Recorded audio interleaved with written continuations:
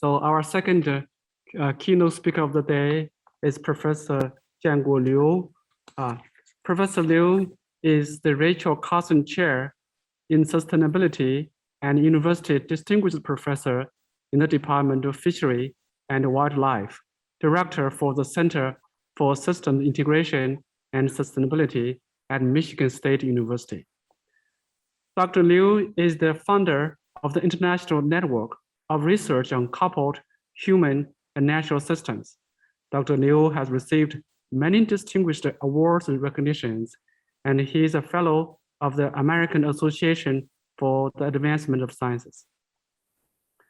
Today, Dr. Liu is going to speak on Metacoupling framework and implications for natural resource management. With that, Dr. Liu, please take away. Yes, thank you so much, Professor Song, and to you and the other organizers for organizing this great symposium, and also for inviting me to give a talk about some of the work that my collaborators and I have been doing in the past several years. As you just indicated, the topic of my talk is Metacoupling framework and implication for natural resource management. First, I will provide a little bit background information, then introduce the Metacoupling framework for those who are not familiar with it, and then give an example of application of the framework. Finally, highlight some challenges and opportunities for doing metacoupling research and apply the research result to natural resource management. And as we all know, traditional approach to research on integrated social environment system and the management of natural resources are usually place-based. That means usually focus on a particular place, is it a region or a country or local areas, and also overlook human-nature interaction with other places, and often ignore the feedback between different places. But we also know the world is increasingly interconnected, not just socio-economically, but also environmental cross space, and a lot of times over distance. And I'm just give one example that many of you already know, like the forest product imported to China. Here, we got a map show that the other countries around the world export for forest product to China. And this diagram map shows the percentage of the forest product imported to China from different countries.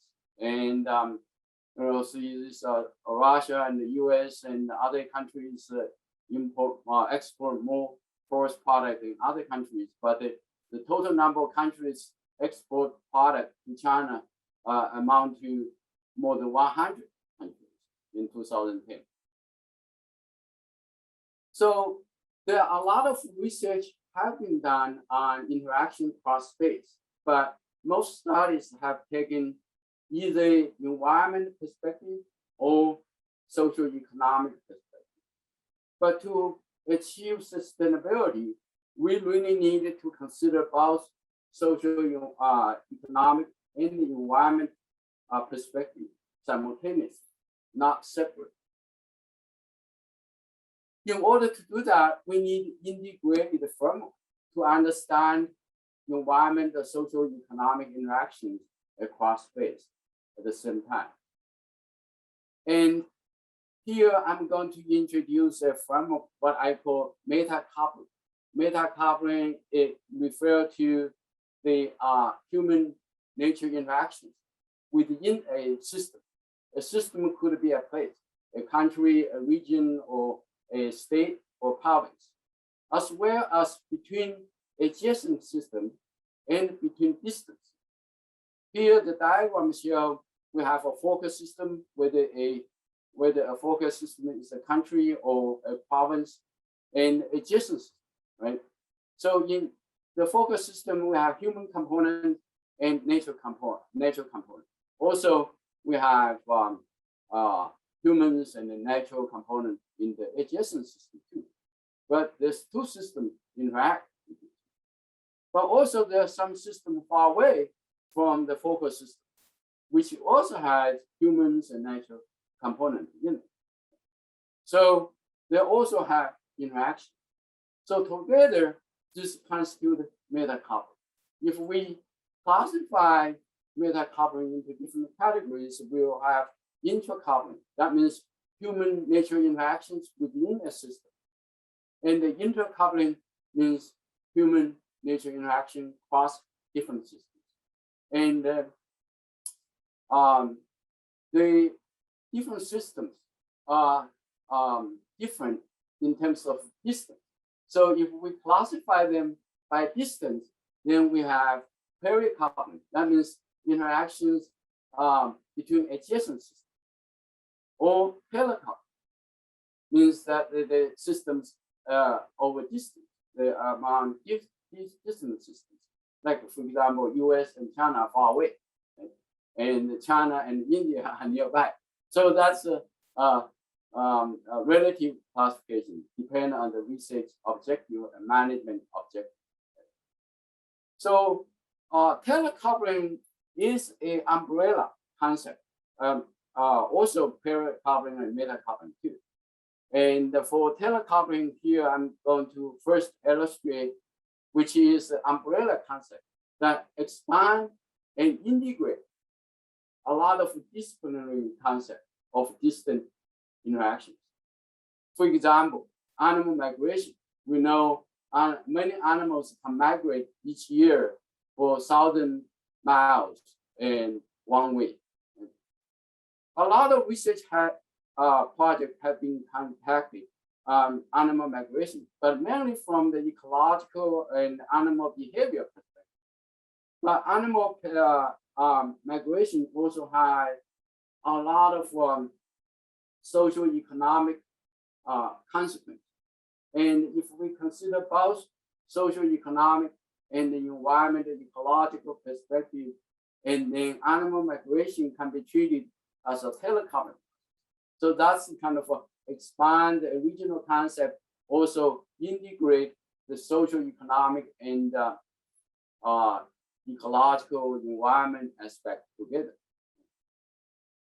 So in contrast, human migration has been extensively studied by demographers, human demographers, and the economists, but mainly from demographic and economic perspectives. But we all know human migration has huge environment impact as well. So if we consider both environmental and the socio-economic dimension of human migration can be treated as a telecoupling when the human migration goes far away.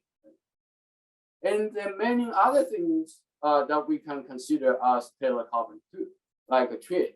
Trade usually focus on the economic side, but trade has enormous environmental consequences too. So many others, like investment, tourism, knowledge transfer, and technology transfer, and water transfer, waste transfer, species dispersal, and so on. So how to build a framework that captures all kinds of distant interactions under one umbrella framework? That is something that my colleagues and I have developed, which we call telecoupling framework. It has several major components. So I'm going to show you the major component.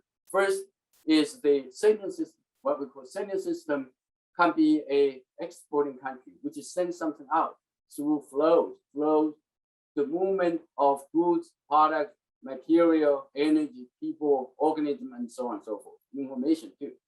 And then another system we call the receiving system. This could be like the importing country, but receive something, receive the flows. And also the feedback between sending and receiving system. And then these two types of systems have been extensively studied and for trade, for migration, and for other investment, for other telecoupling processes. But another type of system usually overlooked is what we call the spillover system. Spillover systems are those systems affected by the interaction between sending and receiving systems. Also, they are affected by different types of flow.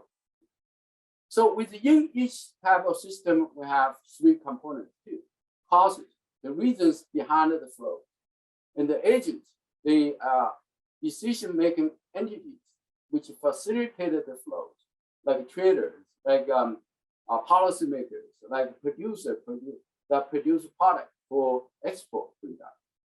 And also the effect, the ecological and the socio-economic effect, the consequences. And so those causes, agents, and effects among different systems may be different. And that provides a lot of opportunity for us to study their complexity. So I'm going to give you examples later. So for more details, you can read this paper, and which was written by 23 social scientists and natural scientists together. And for the Pericoupling framework is similar to the Telecoupling framework, except that the distance between sending and receiving systems are different. They are nearby rather than far away between the sending and receiving system, like in the case for the Telecoupling framework. And then we have intercoupling framework too. So this is within a system. And within the systems, we have human subsystems and have natural subsystems. There are flows between human subsystems as well, right? And the natural subsystem, and then the feedback flows from natural subsystems to human subsystems, and also the causes, the reasons for those flows, and the agents, the decision-making entities that facilitate the flow, and the ecological and socio-economic consequences and of the flow. So, also there are spillover systems too. So even when a system has no interaction with the other systems, they still can have impact on other systems. And like a place which had no trade, for example, with the other places, but if we consume energy, that energy consumption will emit CO2. That will have impact on climate, and that will affect other places around the world too. So that's the rest of the world could be the spillover system. So if we put all the framework together, then we have metacoupling framework. And here you have a intercoupling, and then you have pericoupling, and then telecoupling. Okay, all different types of spillover systems here. So the differences are marked by the labels, like T refer to telecoupling, T refer to pericoupling, and then you have I refer to intercoupling. So far we have been talking about it conceptually, theoretically. And next, I'm going to apply the framework to a nature reserve for the panda conservation, which has been a long-term laboratory for my collaborators and I in the last quarter century. So all the nature reserve is in southwest part of China. The different colors indicate the different elevation, range from 1,200 meters to more than 6,000 meters.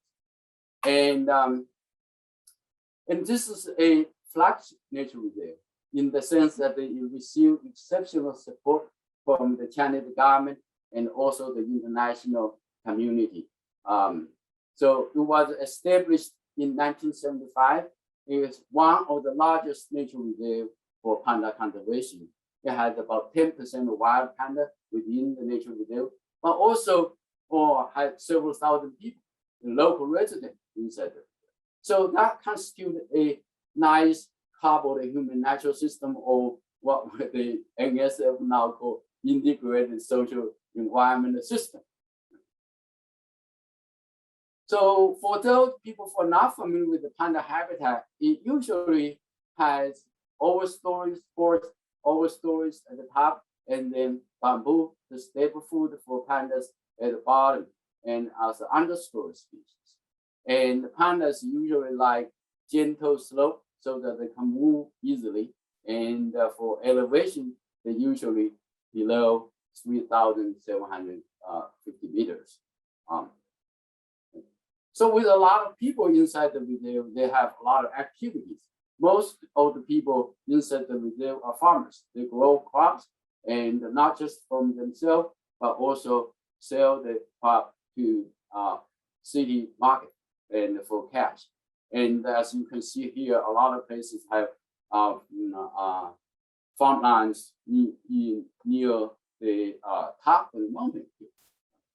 And also this is a highway cross the reserve and a major river cross over the reserve too. And then the other activity too, house construction, road construction, hydropower plant over the river, and then also grazing. Another huge activity is fuel wood consumption. And the fuel wood was the major energy source for the local people, and to cook food for themselves, and also cook food for pig, which is the major livestock within the region. In the wintertime, it's very cold, so people have to heat up the house. You can see Professor Liang is here doing research many years ago. And the impact of fuel wood are enormous. You first remove forest overstory that will affect the bamboo growth and the quality of the bamboo for pandas. That will affect the panda habitat. So there are many of those kind of impact. I'm not going into the detail on these. So I'm going to give some examples about the telecoupling between Wolong and the world.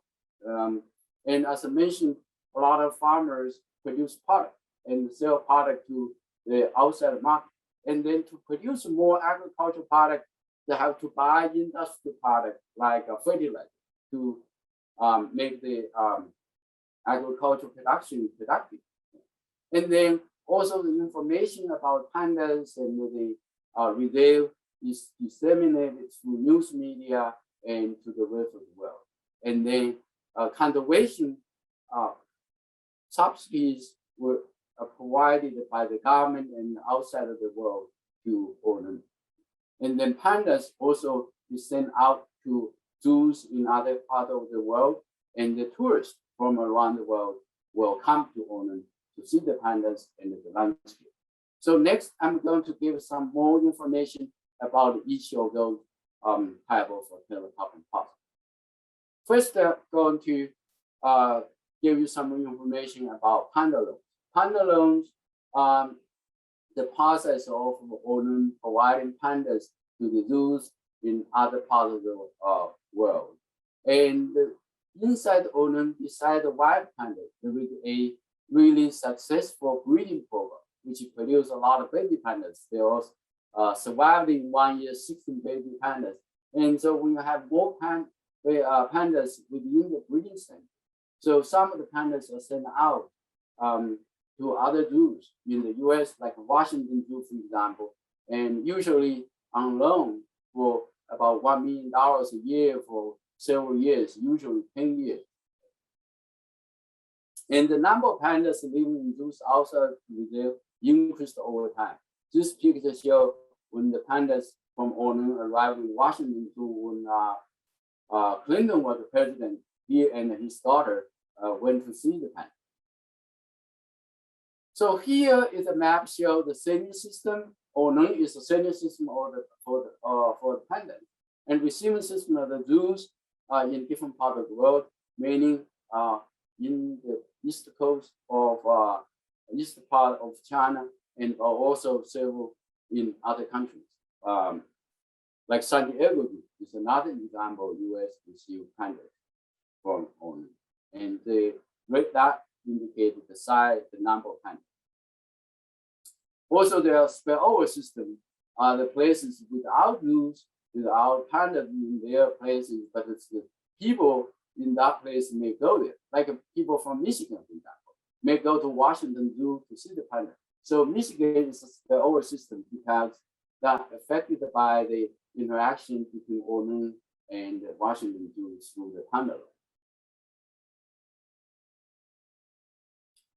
And now I'm going to show you an example about the difference between the traditional perspective of panda loan and the telecoupling perspective. So here is an example show pandas sent from Wolong through the Chengdu airport, which is the nearest airport, to Edinburgh in the UK. So it seems like very simple. The pandas from Wolong went to Edinburgh with some bamboo, the airplane carried the FedEx. But from the telecoupling perspective, it's much more complicated. Actually, first, the airplane FedEx come from Memphis, Tennessee, and they made a stop in Anchorage, Alaska to add fuel, and then flew to Chengdu Airport, and then to Edinburgh. This is not the end of the story. The airplane had to go back, the FedEx airplane had to go back to Memphis, right? So that really provides, additional insight. So this part, the spillover system from here to here, that, not receiving pandas and not sending pandas, but they are affected through energy consumption and the CO2 emission because of flight. The airplane had to fly over of this place to get to Chengdu Airport. So that gave us a sense of the difference between the traditional perspective and the telecoupling perspective. Another component of the telecoupling framework is the agents. And in this case, the agents are the people and organizations that make panda loan possible. And there are many. China's Society for Wildlife Conservation, also the State Forestry Administration, now they changed the name to State Forestry and Grassland Administration, that develop policies and agreements for panda. Owner Nature Reserve had to select panda and implement it. And the people and the organization in for the zoos have to lobby and negotiate and find the money for panda. And there are a lot of causes, the reasons behind the panda. The cultural reason is that a lot of people are fascinated by pandas, love pandas. And also the technology reason, is there is a broad interest in scientific research on pandas, in the zoos in those places. And also the improvement in the captivity management increase the number of pandas. That gives the opportunity for pandas. There are also economic reasons. The receiving system increase the visitation rate that will, gain financial gains, and also the political will for panda loan, and by top leaders in China and other countries, and so those are the socio-economic. And also there are different effects, and the socio-economic effects first is the cost.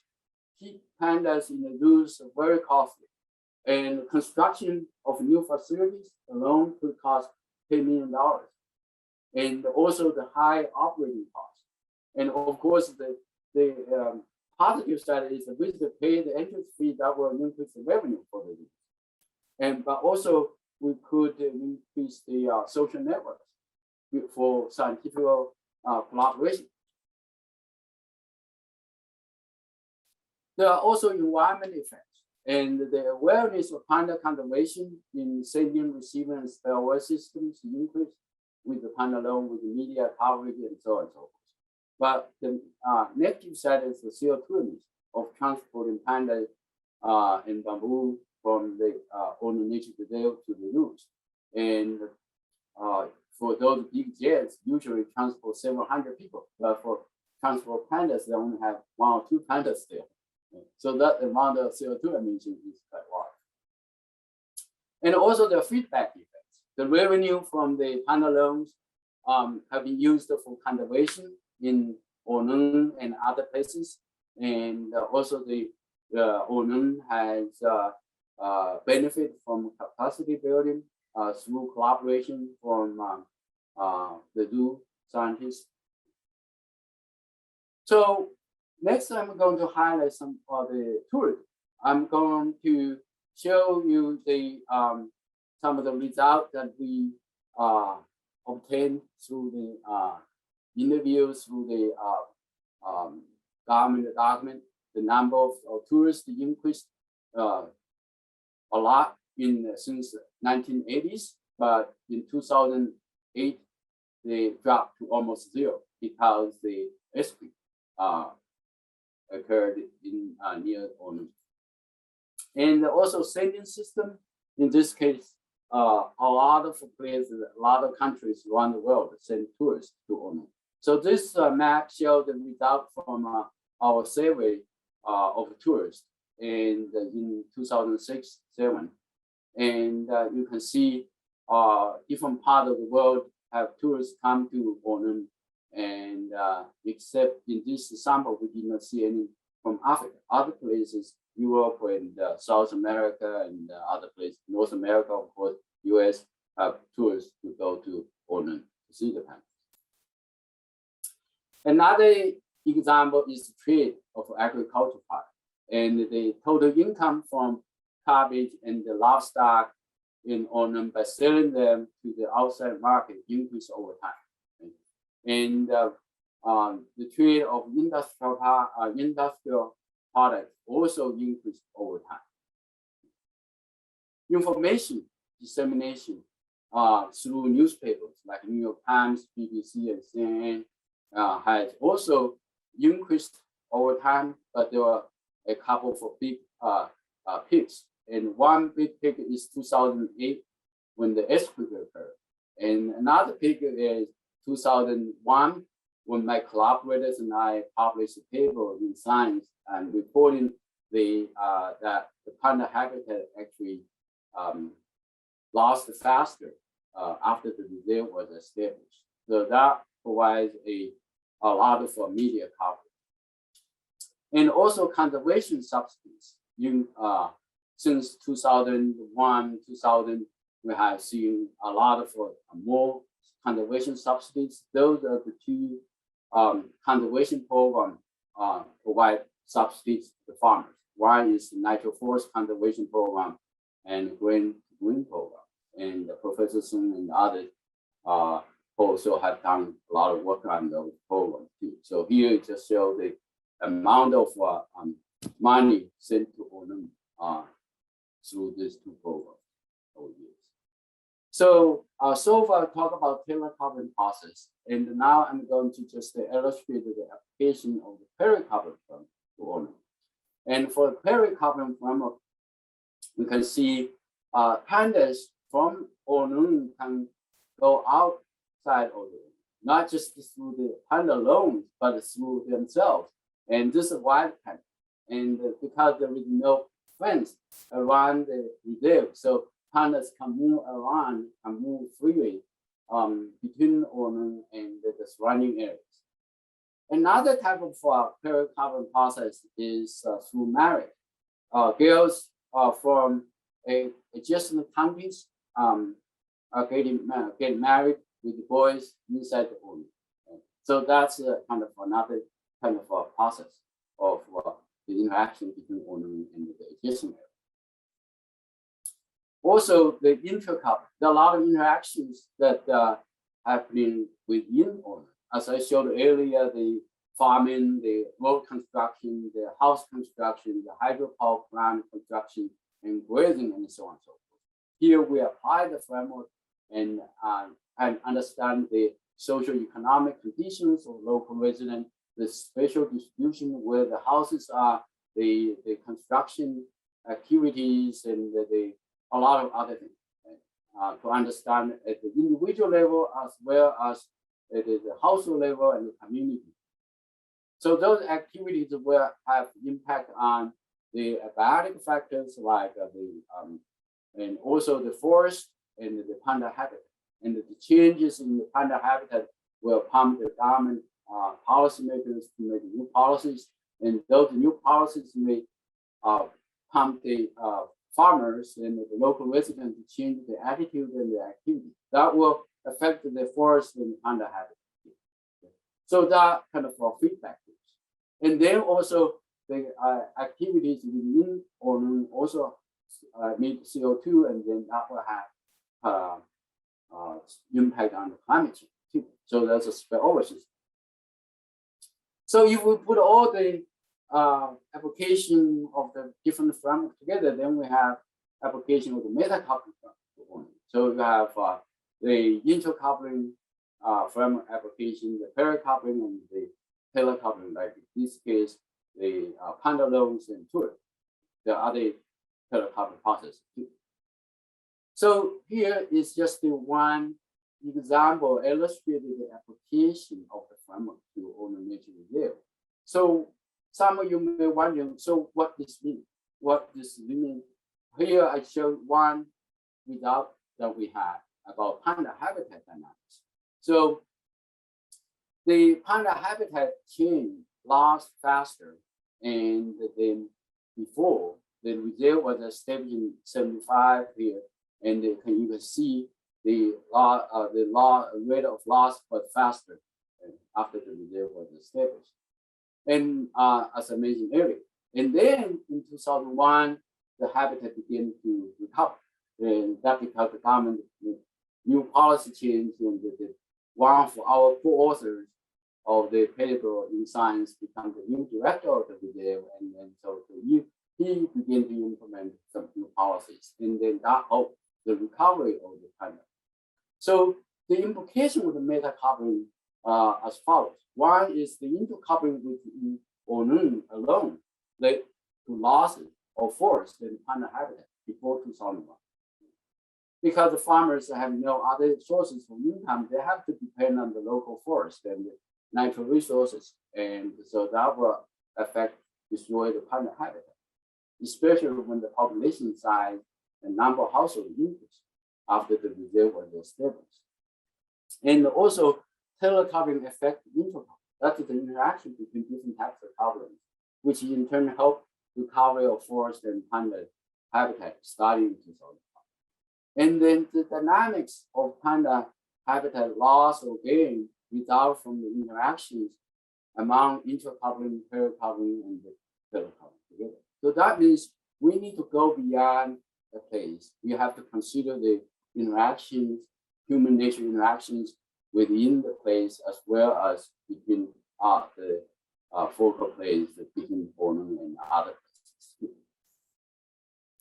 So the results and the methods and a lot of management strategies not only apply to Wolong, but also the information from Wolong provide a wake-up call for management of other nature reserves for pandas and other nature reserves as well. So as a result, not just the habitat in Wolong is recovering, but also in other places for the pandas also recover. So in 2016, the habitat was further improved and the population also increased. And so the International Union for Conservation of Nature decided to remove pandas from the endangered species. And there are still some other threats to the pandas, especially climate change. But this is just an indication of hope. And so the habitat recovery is still ongoing, but at least provide encouragement for more action in the future. So all this demonstrated the importance of consider all this intercoupling, telecoupling, and the pericoupling together, instead of just the intercoupling from the farmers within the nature. Now I'm going to just highlight a few challenges in metacoupling research. As you can see here, because there's more components involved, so the system becomes more complex. And also that need more resources, time, money, and expertise, because we consider not just one place, but also multiple places. And also need more coordination among different places. So those are some of the challenges, but also there are many opportunities for this. One is the international interest in metacoupling, in telecoupling, in this case, has been growing really fast. One example is that the Global Land Program has designated telecoupling as a research priority. And this year, earlier, and the Nobel Prize Summit has highlighted telecoupling.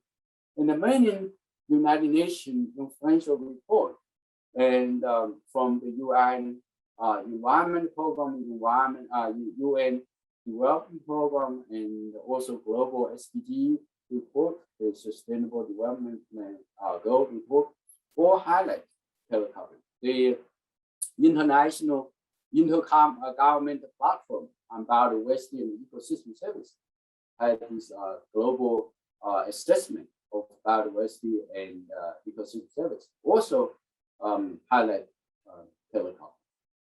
European Commission also support a program, a PhD program in telecom.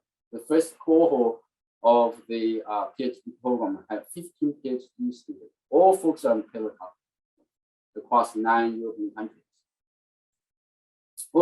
Also, there are a lot of recognitions about the research on telecom, a lot of awards and so on and so forth.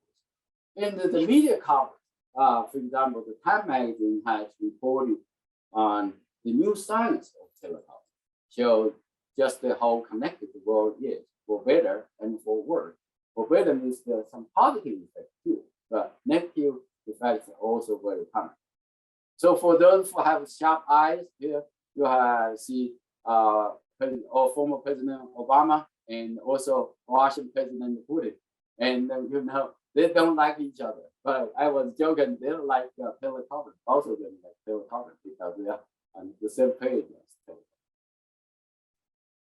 And also telecoupling has been featured by UN high-level officials. And this article, the title of the article is Telecoupling and Why Your Choice Matters for the Planet, written by the executive secretary of the UN Convention to combat desertification, and also the administrator of the UN Development Program. So this is just some of the examples illustrating the interest in telecoupling. And there are many benefits of metacoupling research. One is to identify the knowledge gap, because we have this framework that you can match what's there, what has been done, what's still remains to be done. And also detect hidden phenomena, especially the spillover system. And understand the socio-economic and environment trade-offs, synergies, and sustainability across multiple systems instead of just one system at a time. Also, facilitate the studies on the interrelationships among multiple types of interactions, as opposed to just one type of interaction. This really gives us a platform, a tool to understand those interrelationships. And then, of course, to help provide more information for more effective policies and management of natural resources. And a lot of times, management of natural resources in an area will not be effective if we don't consider the interaction between other systems. Through policies, through financial aid, through other mechanisms, through education, knowledge transfer, and the technology transfer, and so on and so forth. So the metacoupling research will have a lot of implications for natural resources management. Of course, here I just provide an example. Or there are many other research have been done on metacoupling research, from forest to grassland to wetland to fisheries and so on and so forth. And so I'm going to give you a website. So for those who are interested in more publications or know some of the people doing research on this area and some of the events, then you're welcome to visit the website. So thank you so much. I will stop here and appreciate your time and attention. Thank you very much, Professor Liu, for delivering a fantastic talk. And the metacoupling framework, I think, is a revolutionary concept for sustainability studies. And the example you provide really helped us understand, how they are connected. So you showed many connections and flows between different systems at different distances have, intercoupling, pericoupling, and telecoupling.